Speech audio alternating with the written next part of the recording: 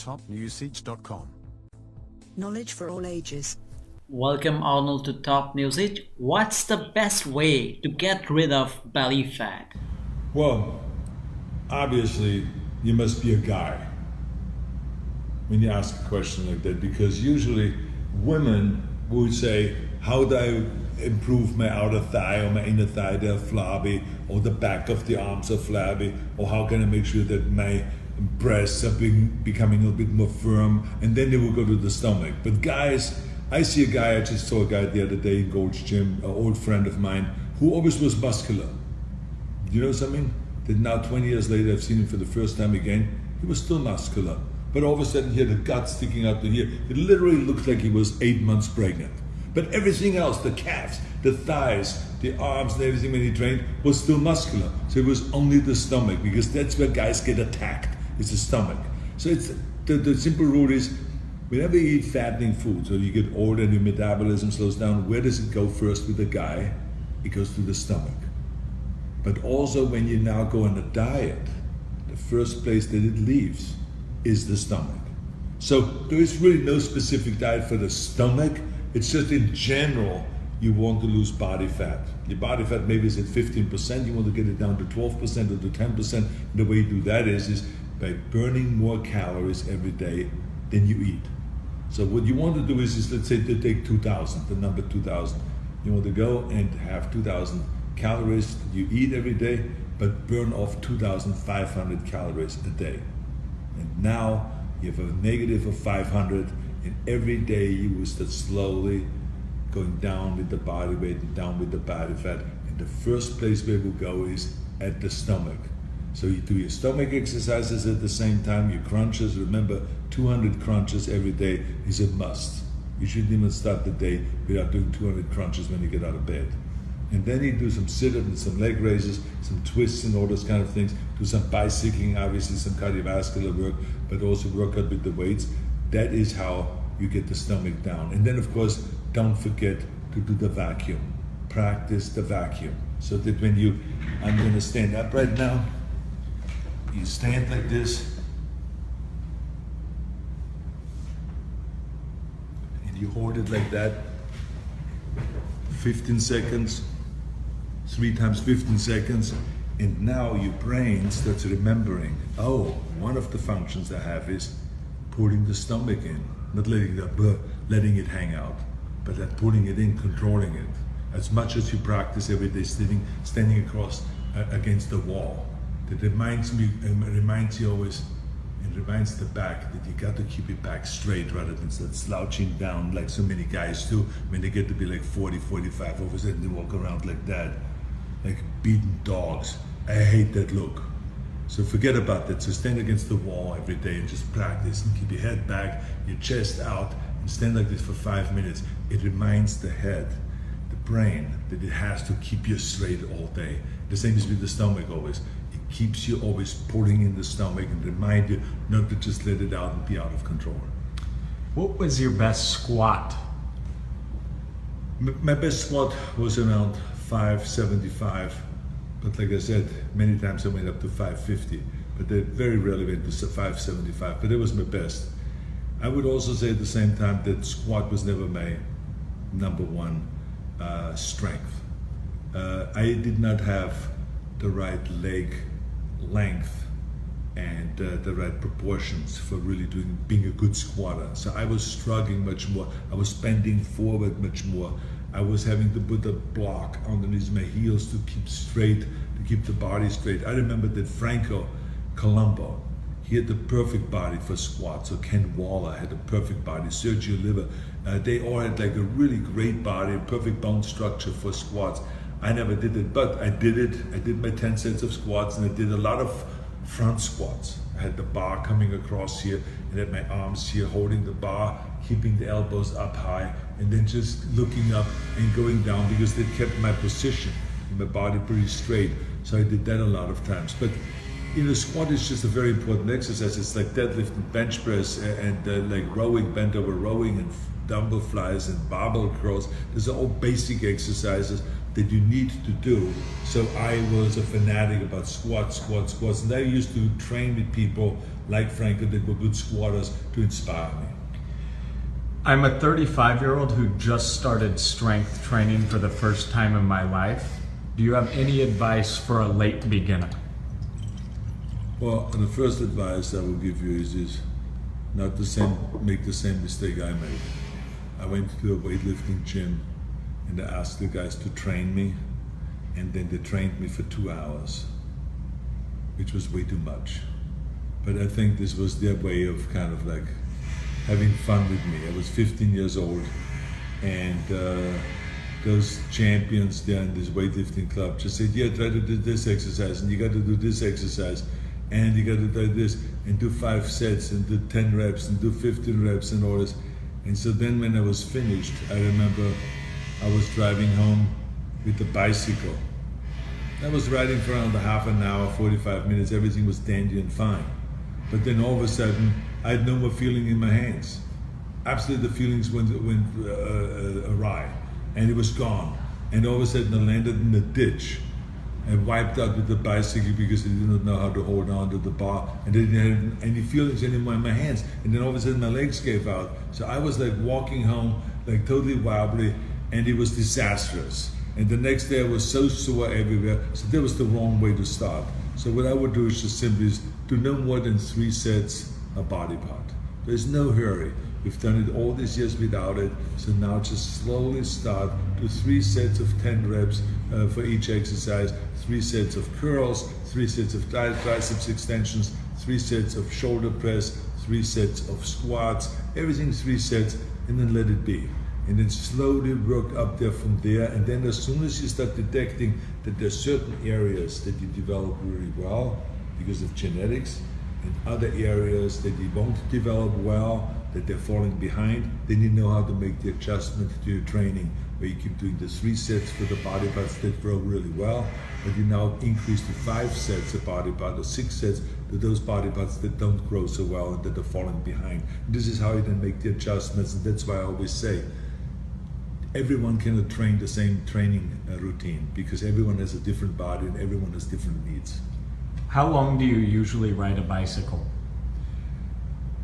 You know, there's really no usual. I would say no more than an hour. I would say the average is around an hour. And I work out with weights 45 minutes a day. So that's like an hour and 45 minutes. And sometimes I do some extra work, stretching exercises, or some ab exercises and stuff like that. And then there are occasions, like when I'm up in Sun Valley, where I ride maybe 2 hours or 2.5 hours. But I would say I'm not one of those fanatics that has to be on the bike all day long, like some people do. I'm happy with an hour workout to really, you know, kind of put some stress on it, on my heart and on the cardiovascular system, and also to put some pressure on my legs and to really go, go, go, and then casually ride again, and then go, go, go, and really pedal really hard. I think it's great, and it really is great for my head also. I really feel great after a great bike ride. Did you ever do any strongman training like the Stones or the farmer carries? Well, part of my bodybuilding training was powerlifting. So we did strongman stuff, but I did not do like the stone lifting. There was a stone lifting in Munich, but we didn't really train for it because that stone or that cement block, it was really, that weighed 580 pounds.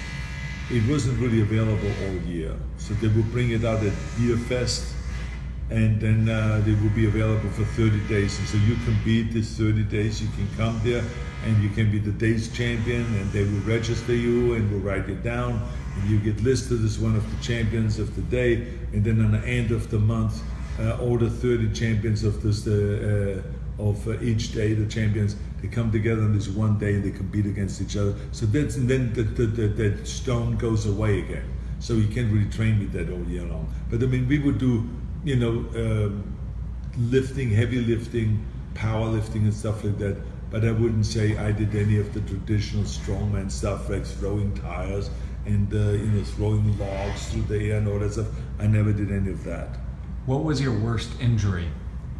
I think the worst injury that I've ever had was my knee injury, which occurred in South Africa doing a combination of a squat when the weightlifting platform moved apart and all of a sudden my legs started spreading, and I had 500 pounds on my shoulder, and the whole thing started collapsing, the weight falling over me and all this. And then the leg straightened out. I was shaking there on stage, and my leg was shaking, and then it popped back in. So I said to myself, even though I was sweating and I was kind of almost passing out, I said to myself that, I can get up. And they helped me up, and I got up, and I said, I can walk, even though very, kind of slow, with a limp, but I could walk. So therefore, I could do my posing routine. I just, remember not to be that kind of, to be careful. And then, sure enough, I would do my posing routine, and then the people were screaming, and I started getting carried away because people were screaming and applauding and standing ovation, that I would come back out on stage after an accident like that. And I totally forgot not to go down to my kneeling shot, where I had one leg spread out like that and one leg bent, and I'm doing my double bicep pose. And I went down like that, and then the knee went pop back out again. And then I fell over, and I was like in pain again, and I was shaking, and then it popped loud again and all that stuff. I mean, people heard it all the way to the back row. It was like wild. And so then I had to come back, and I had to get knee surgery. And then the doctor said, I had the cartilage surgery, meniscus, the kneecap was moved to the side, the tendon was torn, and blah, blah, blah. I mean, everything was wrong with the knee. But I had a good doctor by the name of Dr. Carter, from Curlin and Job, from their office here, and I had good physical therapy afterwards, and within 4 months I could start squatting again and prepare myself for the 1973 Mr. Olympia competition, and my thighs were actually the best in 1973 because I really paid close attention to it and made this kind of like the priority principle. Joe Weed always talked about the Weeder priority principle, but this is what it was, where I did thighs first from that point on and really paid close attention to it. What's your favorite movie line from your movies? Well, whenever someone asks me, what is my favorite? What's my favorite book? What's my favorite exercise? What is my favorite line? What's my favorite movie? All of this, I never can answer it because there really is no such thing as the one favorite. I can give you a few. I mean, I think that the ones that are the most common, that are out there, that are the most popular ones, if it's the I'll Be Back, or Hasta La Vista Baby, or I'm gonna ram my fist in your stomach and break your goddamn spine, or you shouldn't drink and bake, or if it is Hasta La Vista, or stick around after I hit the guy with the knife in the chest, all of this, I think these are all cool lines, and I think the trick of it is just not just what you say, but how you say it. It's all about the attitude, because people really enjoy the attitude about the whole thing.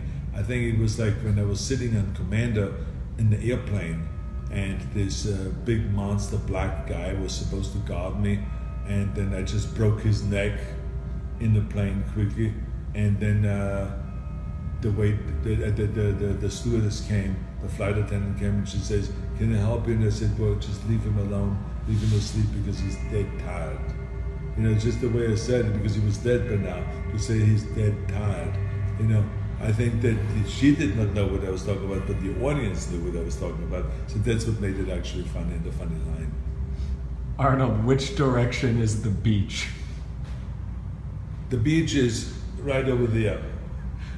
And it's very important that you follow all the way over there. And then, of course, it's very important that when we drink, that we do it the right way.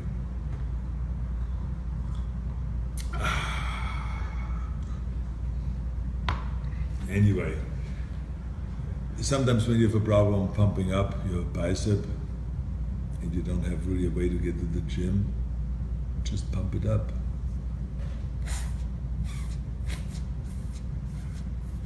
Okay, so that's what you do. And then you can do this with the back throw also. Like this is this finger, not the thumb. The thumb is for the bicep. This finger is for the. Then this finger here is for this. So it really depends. Then it's with both fingers. So it really depends, what the situation is. This finger.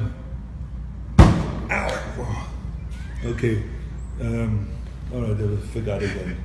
Gustav, come here. Come here, Gustav. Come. This is my training partner. Hi, Gustav. Say hi. Good boy, Gustav. Last question. Do you still have the Conan sword? Yeah, of course. As a matter of fact, the Conan sword is always in my office. Here, look at this.